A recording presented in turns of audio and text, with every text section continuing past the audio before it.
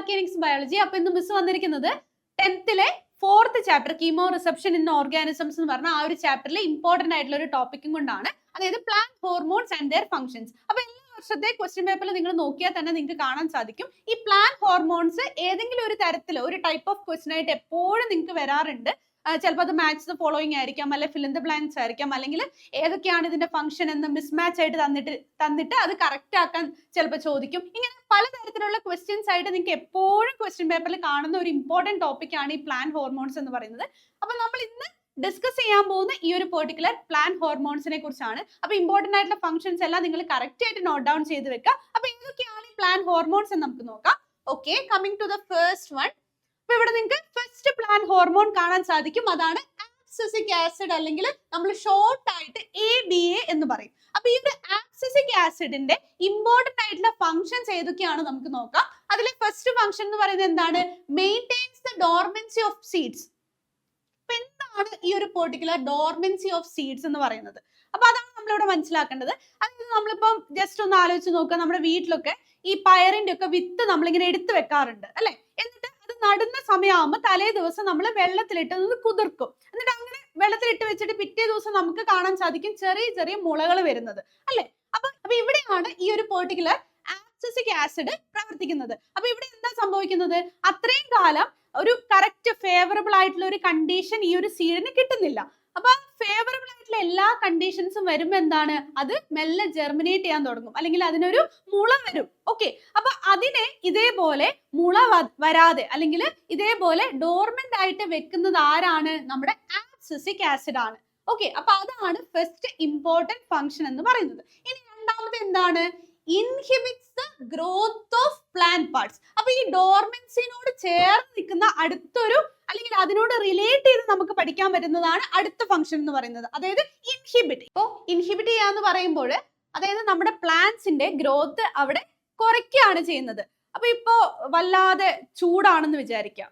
വേനൽക്കാലത്ത് എന്താണ്, നോർമലി നമ്മൾ ഈ പ്ലാന്റ്സിനെ ഒബ്സർവ് ചെയ്യുമ്പോൾ അവരുടെ ഗ്രോത്ത് അതിന് മുന്നേ മഴക്കാലത്ത് ഉണ്ടായിരുന്ന, അല്ലെങ്കിൽ കുറച്ചും കൂടെ സ്പ്രിംഗ് സീസണിൽ ഉണ്ടായിരുന്നത് പോലെ അല്ല നടക്കുന്നത്. അവർ കുറച്ചും കൂടെ സ്ലോ ആയിട്ടാണ് ഗ്രോ ചെയ്യുന്നത്. ഓക്കെ, അപ്പൊ അതെന്താണ്, ഫേവറബിൾ കണ്ടീഷൻസ് കുറവാണ്, അതുകൊണ്ടാണ് അവരുടെ ഗ്രോത്ത് കുറയുന്നത്. അപ്പൊ ഇതിനെ സഹായിക്കുന്നതും ആരാണ്? ഈ പറഞ്ഞ ABA അല്ലെങ്കിൽ ആബ്സിസിക് ആസിഡ് ആണ്. ഓക്കെ, അപ്പൊ അതുപോലെ തന്നെ enables them to tide over unfavorable conditions. അതാണ് ഞാനിപ്പോ പറഞ്ഞത്. ഇപ്പൊ വേനൽക്കാലം വരുമ്പോൾ എന്താണ്, അവരുടെ ഗ്രോത്ത് കുറച്ച് കുറവായിരിക്കും, അതാണ് അൺഫേവറബിൾ കണ്ടീഷൻസ് എന്ന് പറയുന്നത്. അപ്പൊ ഇത് രണ്ടും ശരിക്കും നമുക്ക് കണക്ട് ചെയ്ത് പഠിക്കാം അല്ലെ. ഈ ഡോർമൻസി ഓഫ് സീഡ്സും അതുപോലെ തന്നെ എന്താണ് ഈ inhibits the growth.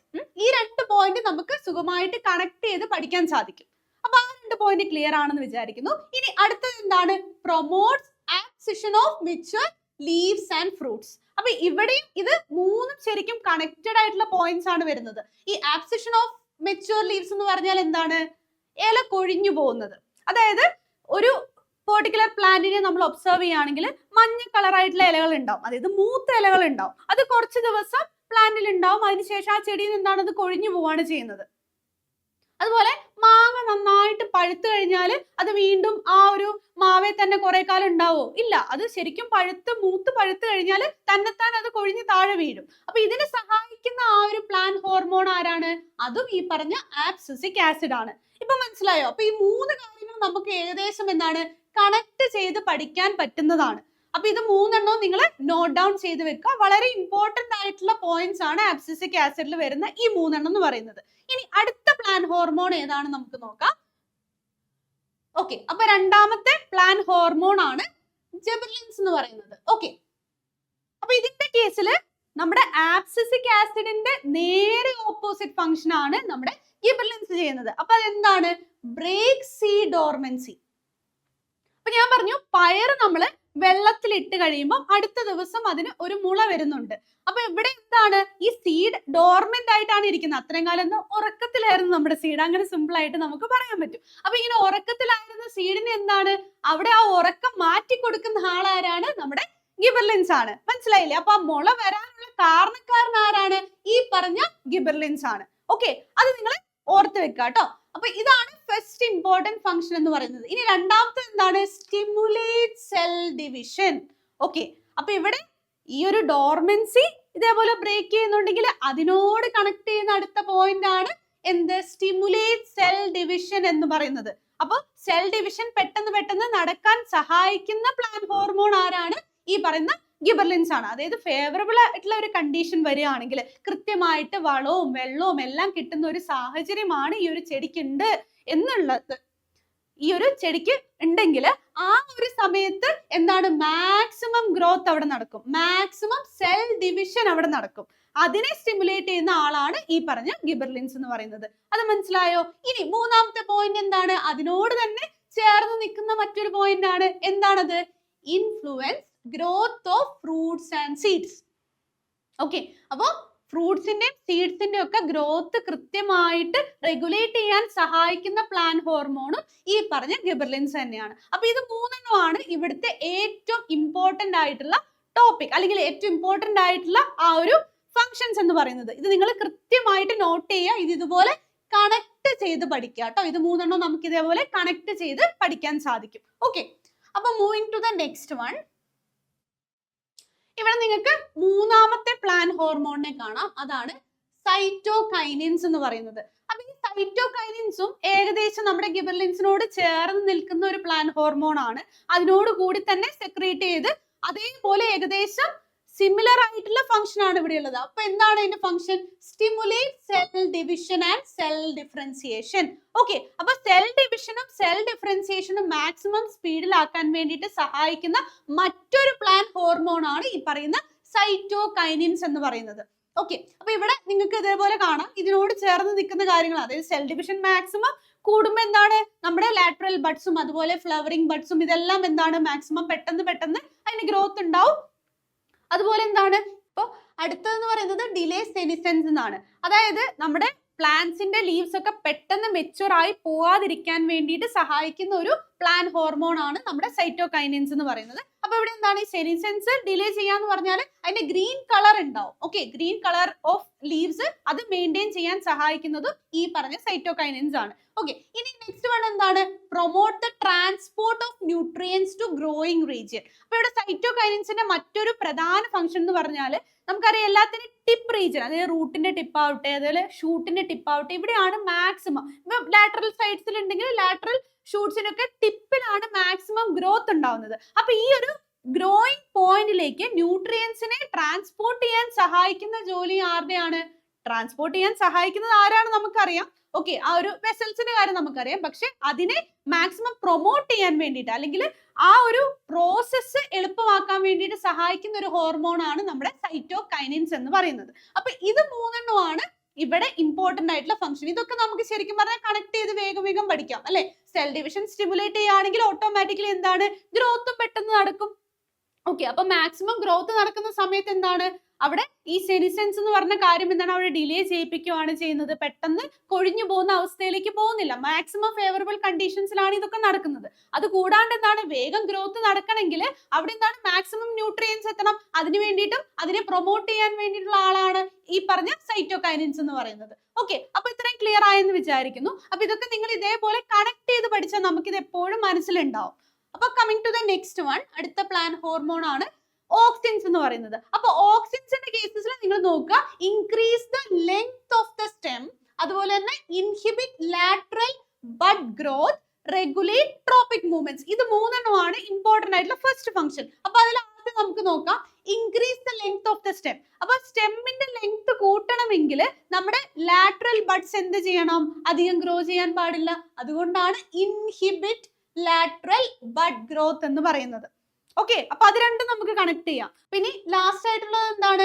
Regulate tropic movements ആണ്. അതായത് ട്രോപ്പിക് മൂവ്മെന്റ്സ് എന്ന് പറഞ്ഞാൽ നമ്മുടെ ലൈറ്റിനനുസരിച്ചുള്ള മൂവ്മെന്റ്സ് ഒക്കെ പ്ലാന്റ്സിൽ ഉണ്ടാവാറുണ്ടല്ലോ. അപ്പൊ അതിനെയൊക്കെ റെഗുലേറ്റ് ചെയ്യാൻ സഹായിക്കുന്നതും ആരാണ്? നമ്മുടെ ഓക്സിൻസ് ആണ്.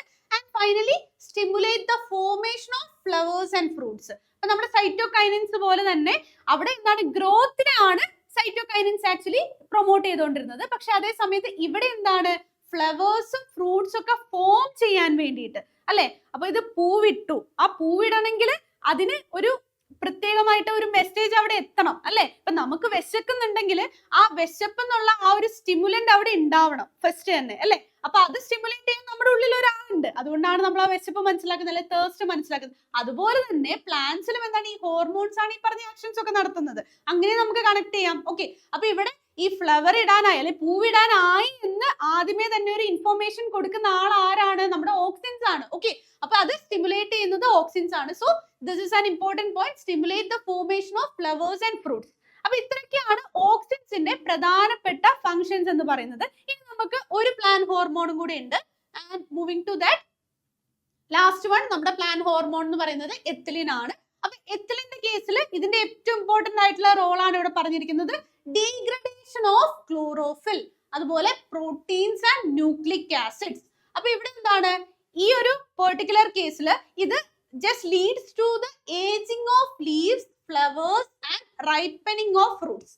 അപ്പൊ ഇത്രയും നേരം നമ്മൾ കണ്ടതിൽ നിന്ന് വളരെ വ്യത്യസ്തമായിട്ടുള്ള ഒരു ഫംഗ്ഷൻ ആണ് ആർക്കുള്ളത്? എത്തിലിനുള്ളത്. അപ്പൊ ഇവിടെ ഡീഗ്രഡേഷൻ ഓഫ് ക്ലോറോഫിൽ, പ്രോട്ടീൻസ് എന്നൊക്കെ പറഞ്ഞ് എന്താണ് അവിടെ സംഭവിക്കുക? അതായത് നമ്മുടെ പ്ലാന്റ്സ് ഒരു പ്രായം എത്തിക്കഴിയുമ്പോൾ എന്താണ്, അവരുടെ മെച്യൂരിറ്റി എത്തുന്നു. ഓക്കെ, അതുപോലെ തന്നെ ലാറ്ററൽ ബഡ്സ് ഉണ്ട്, അതുപോലെ ഷൂട്ട്സും ഈ കാര്യങ്ങളൊക്കെ അവിടെ ഉണ്ട്. അപ്പൊ ഇതിലൊക്കെ ലീവ്സ് ഉണ്ടാവും അല്ലെ. അപ്പൊ ഈ ലീവ്സ് അതുപോലെ ഫ്രൂട്ട്സ് ഇതൊക്കെ ഒരു ഏജ് എത്തിക്കഴിയുമ്പോൾ അവിടെ അതിന്റെ മെച്യൂരിറ്റി എത്തണം.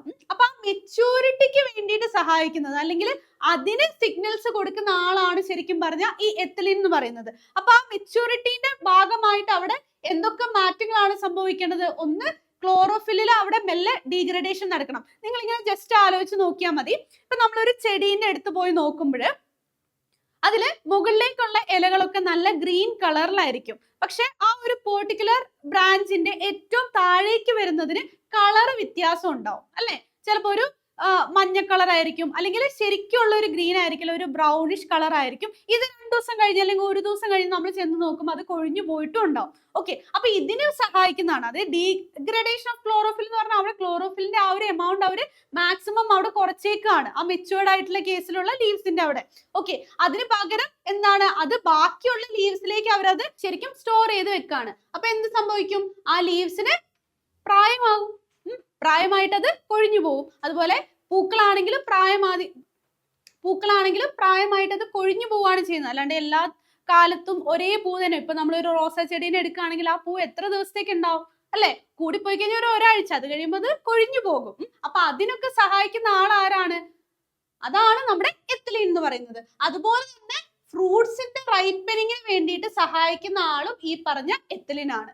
അപ്പൊ ഫ്രൂട്ട്സ് പഴുക്കാൻ വേണ്ടിയിട്ട് മൂക്കുന്നതും പഴുക്കുന്നതും ഒക്കെ ഈ ഒരു പെർട്ടിക്കുലർ ഹോർമോണിന്റെ ആക്ഷൻ കാരണമാണ്. അപ്പൊ അത് ക്ലിയർ ആയെന്ന് വിചാരിക്കുന്നു. അപ്പൊ നമ്മൾ ഇന്ന് ആക്ച്വലി ഡിസ്കസ് ചെയ്തിരുന്നത് പ്ലാന്റ് ഹോർമോൺസും അതുപോലെ അതിന്റെ ഇമ്പോർട്ടന്റ് ആയിട്ടുള്ള ഫംഗ്ഷൻസിനെ കുറിച്ചാണ്. അപ്പൊ നമുക്ക് എപ്പോഴും ക്വസ്റ്റ്യൻ പേപ്പറിൽ ഇമ്പോർട്ടന്റ് ആയിട്ട് വരുന്ന ഒരു ക്വസ്റ്റ്യൻ ആണ് ഞാൻ പറഞ്ഞിരുന്നു. അപ്പൊ നിങ്ങൾ ഇതെല്ലാം കൃത്യമായിട്ട് നോട്ട് ഡൗൺ ചെയ്യുക, അതുപോലെ ഇതിന്റെ ഫംഗ്ഷൻസ് മാക്സിമം കണക്ട് ചെയ്ത് പഠിക്കാൻ ശ്രദ്ധിക്കുകയും ചെയ്യുക.